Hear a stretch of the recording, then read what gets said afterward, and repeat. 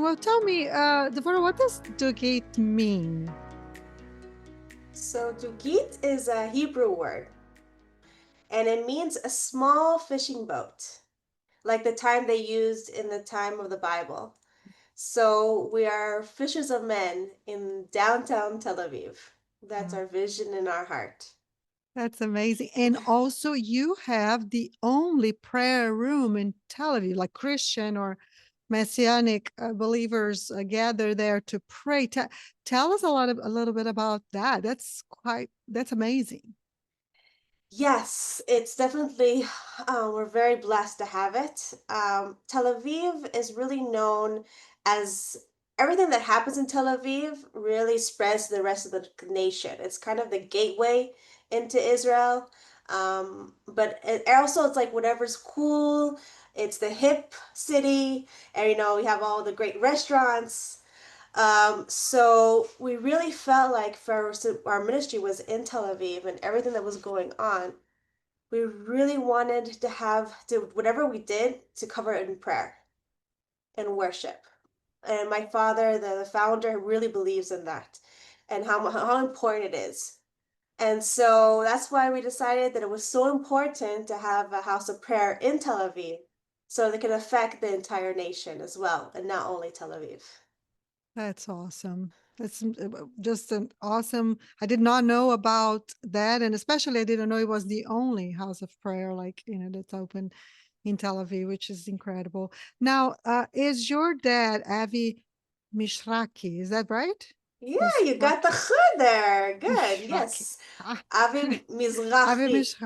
Mishraki.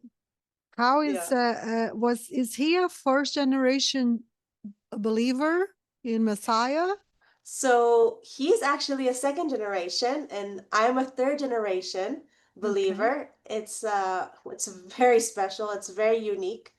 Yes. Especially where well, for me, I'm third generation from the Holocaust, and my grandparents immigrated to the state of Israel, unbelievers, and then when they were in the land, they received Yeshua, their Savior and Lord, and later on my father, and then I grew up very grateful in a believing family.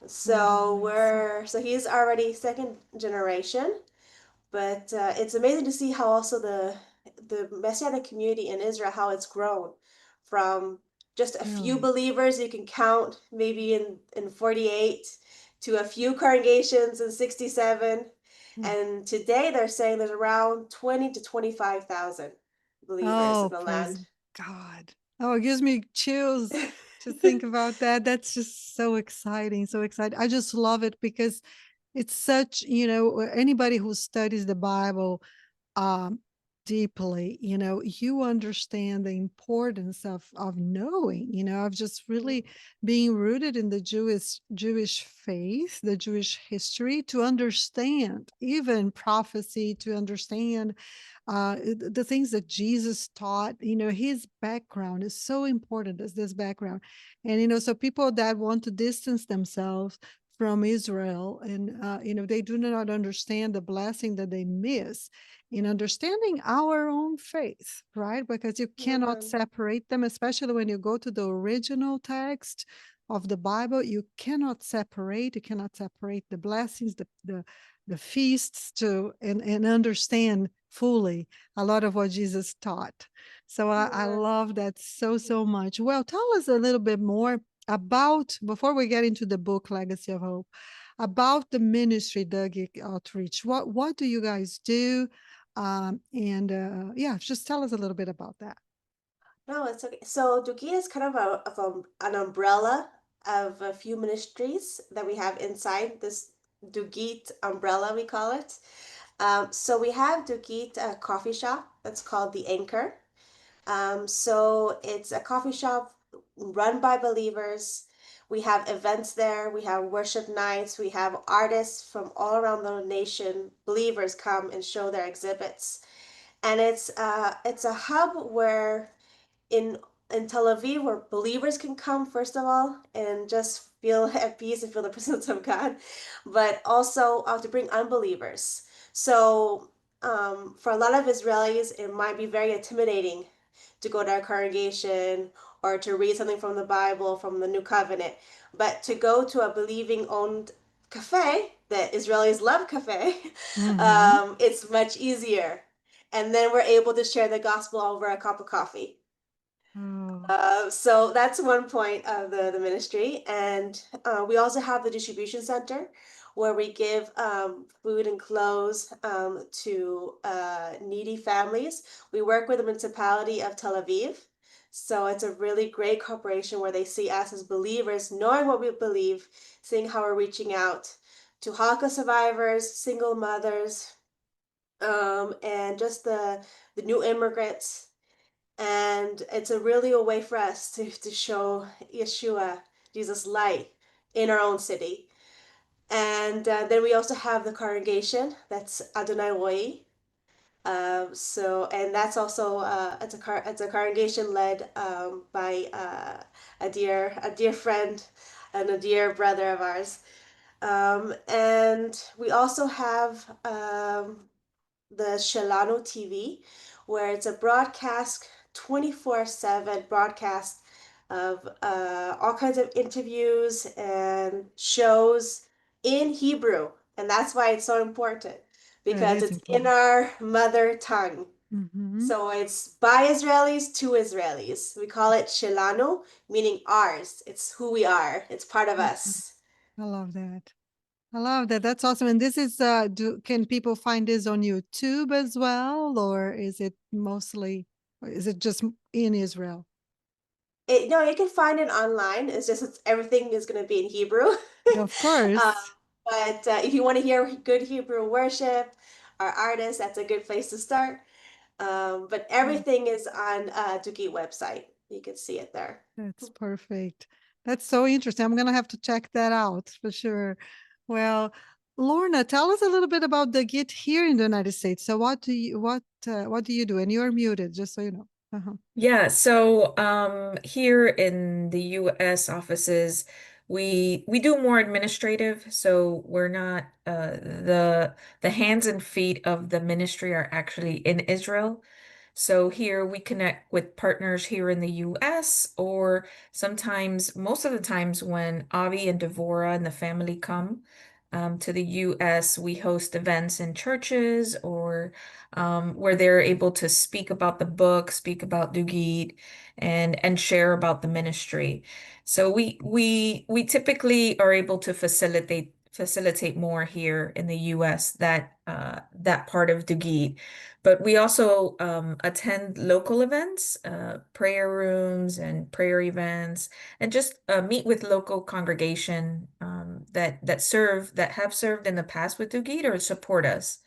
So here Mm-hmm. in Jacksonville, we have a lot of locals that have definitely supported us throughout the years, and we like to sometimes they invite us to some of their events or some of to host attend or just an event that gives people, the locals, more information about Dugit and what we do in Tel Aviv. That's wonderful. Wonderful. Well, let's talk about Legacy of Hope. That's the book that they just released by, like I said, by Devorah's dad, Avi Misraki, Mizrahi. Mishachi. Yes. I said it right when I didn't try. See, all right. So, tell us about this book. For me, it's an amazing story because it talks about Rabbi Daniel Tzion, who was the chief rabbi of Bulgaria, and how he worked with Metropolis Stefan, who was the head of the Orthodox Church in Bulgaria, and how together they work during World War II to save 50,000 Jews from being deported and killed in the camps of Nazi Germany. And what's amazing again about this story is that Rabbi Tzion wasn't just a typical rabbi. He was also a believer in Yeshua. He was a Yeah. believer in Jesus. And to see how they work together to save the Jews of Bulgaria. That's incredible. And I understand that this is not just like this is a family history as well. So how, first of all, how did you even find out about this history? Or I'm sure your dad. So it started with my father, really. My grandparents didn't really talk about it. There were a lot of traumatic things that happened Of during course. World War II, and when they came to Israel, they kind of wanted to start a new life. But see, in the Israeli schools, we have something called Project of Roots, called Shorashim. And Mm. we do it near bat mitzvah or bar mitzvah age, 12, 13 years old. And so my father couldn't answer the questions, so we had to go sit a few hours with our grandparents and start asking them questions. So on each project, for my sisters and I, we started getting more and more details of the story.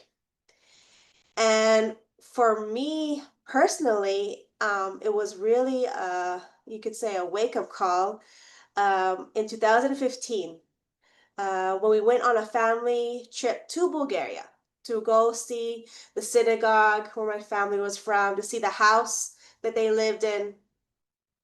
And I remember going through the streets of Sofia, Bulgaria, and talking to my sisters, realizing that each sister had a piece of the puzzle.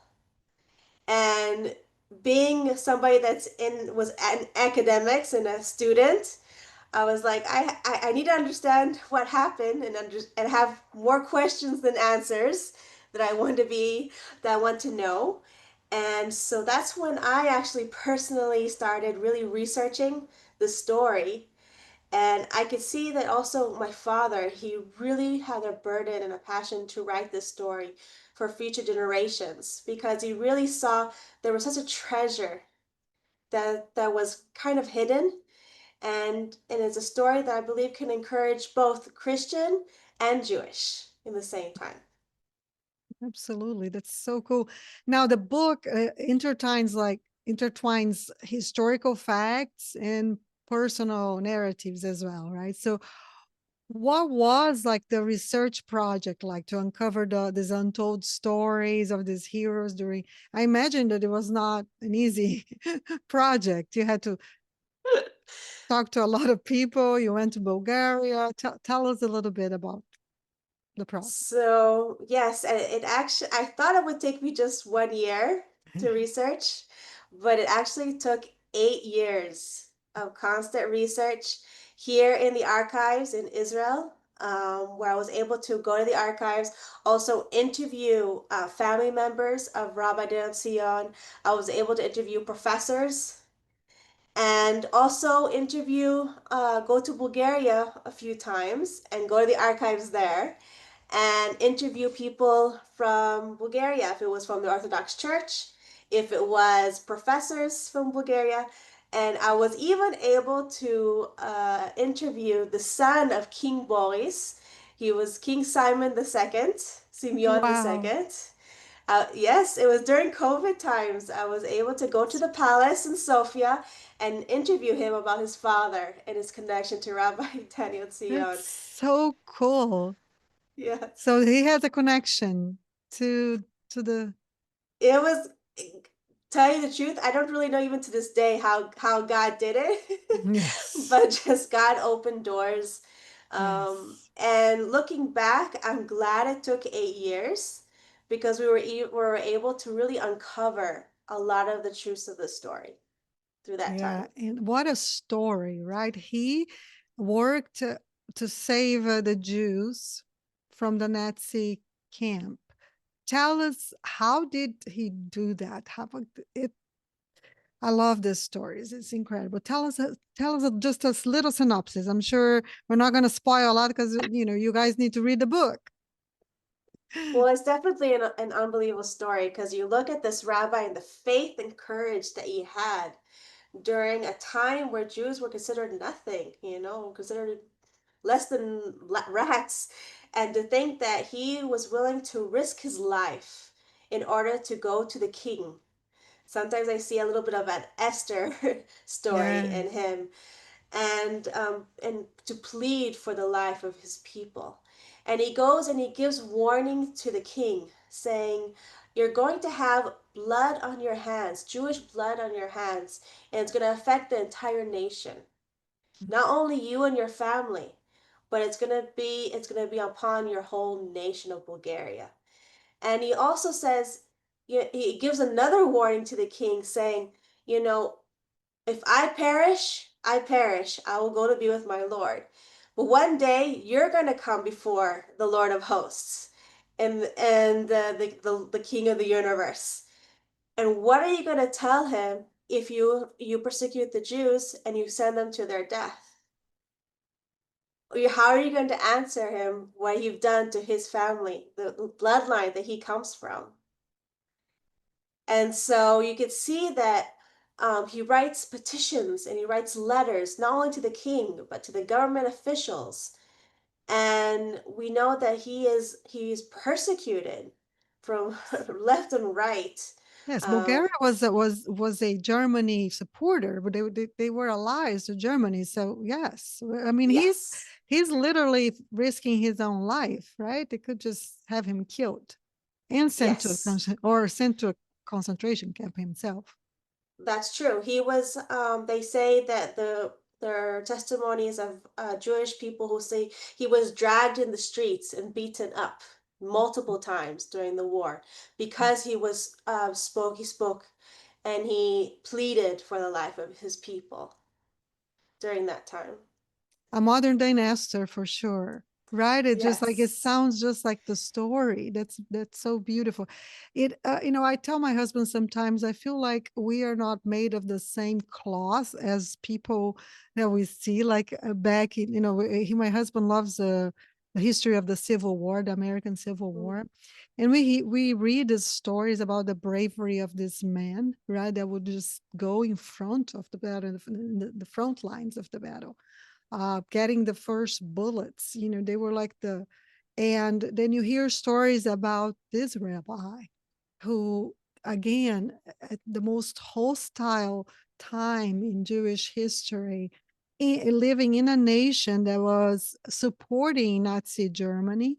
He goes before the king. And I always say, like, what happens today? I feel like we still have heroes today, I know, of the faith, because there's still persecution around the world of Christians, and of course of the Jews, tremendous persecution. And and it's incredible that you hear stories about people like this ancestor of your families. And I can only imagine how much it encourages you and your dad to rise today at a nation that is surrounded by a lot of enemies of the Jewish people. And also, right now, you guys are at war, right? So I want to ask you with that, did his story, how does it affect you today where your country is at war?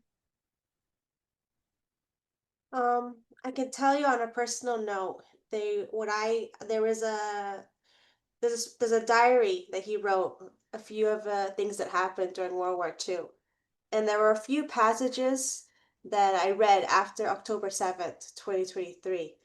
And I started crying and sobbing because the same emotions that he's expressing and the tears of the Jewish people in the streets was the exact same thing that we felt here in Israel.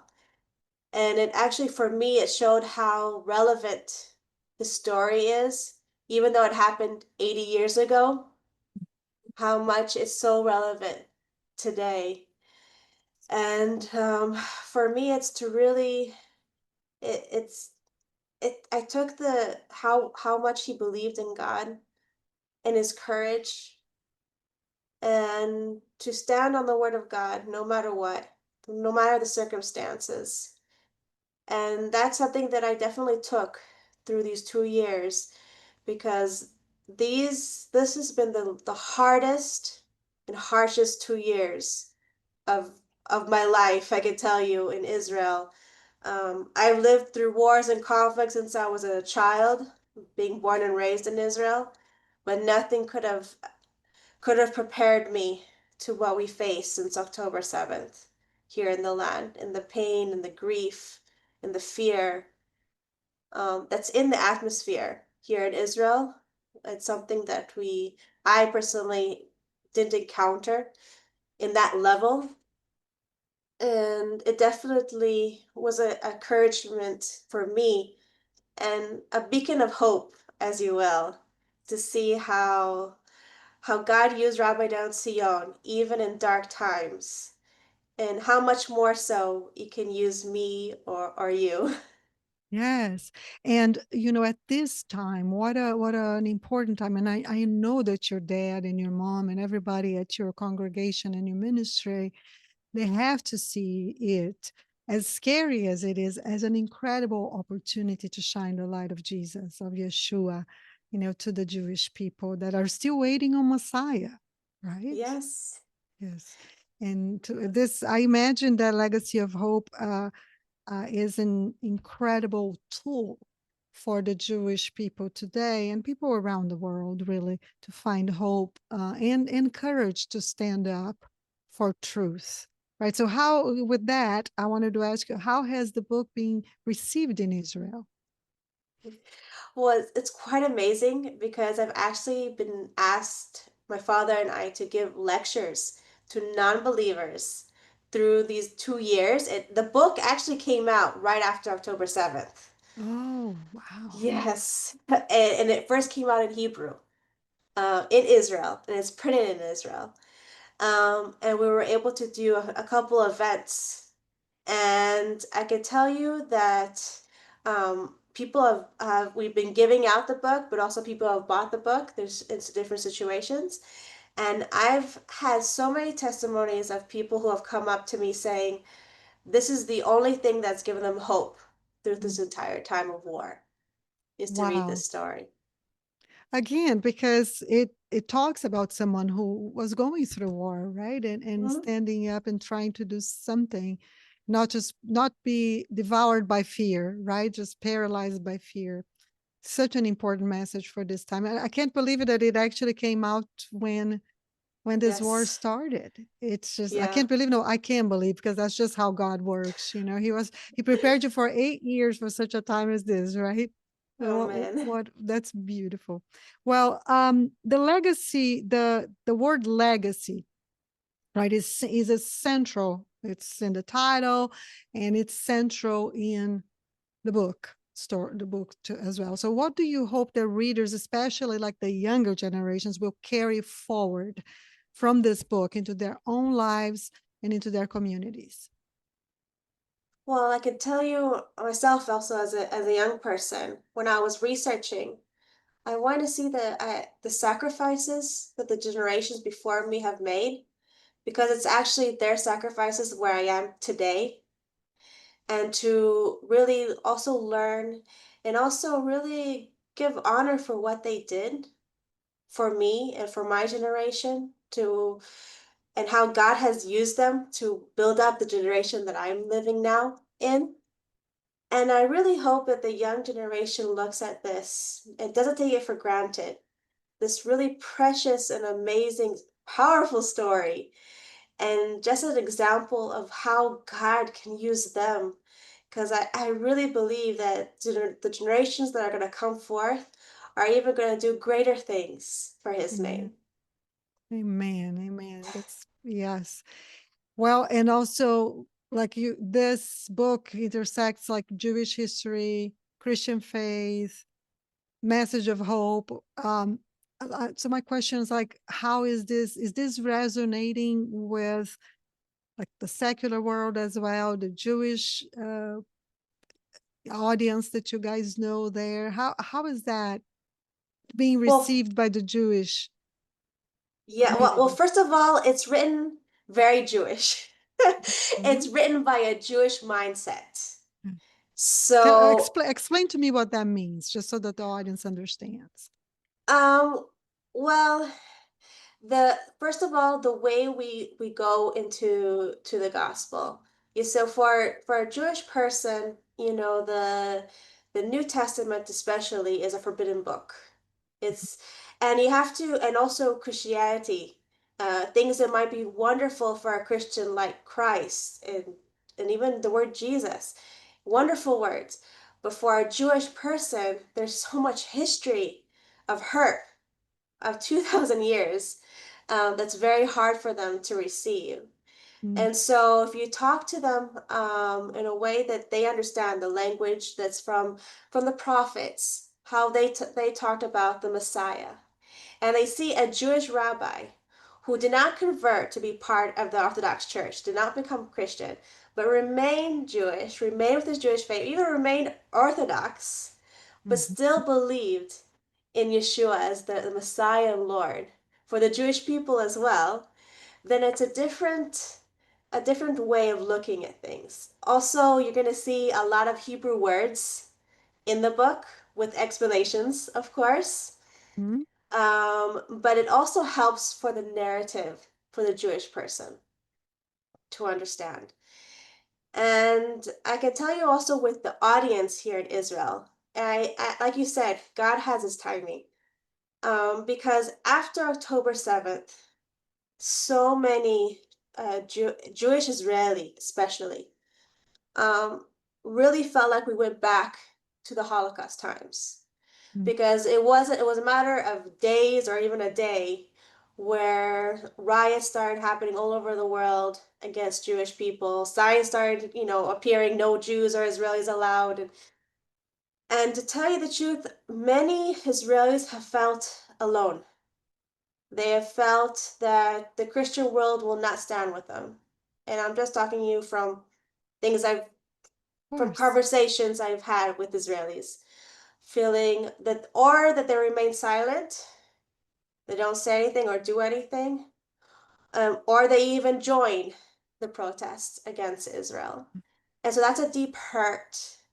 And so when they started reading this book and saw that, first of all, one of the heroes is an Orthodox Jewish rabbi, but then everything he does with the Orthodox Church and with the Christians of Bulgaria, and that corporation that they work together, and that really encouraged them for the future, and that maybe, God willing, there'll be more and more Christians standing up for Israel and supporting Israel for such a time as this.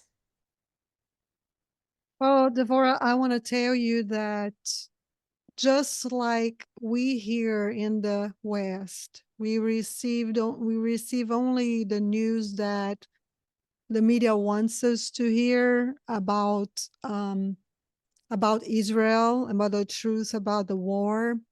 And so we only and only a person that digs a little deeper actually finds a little more truth behind what's going on.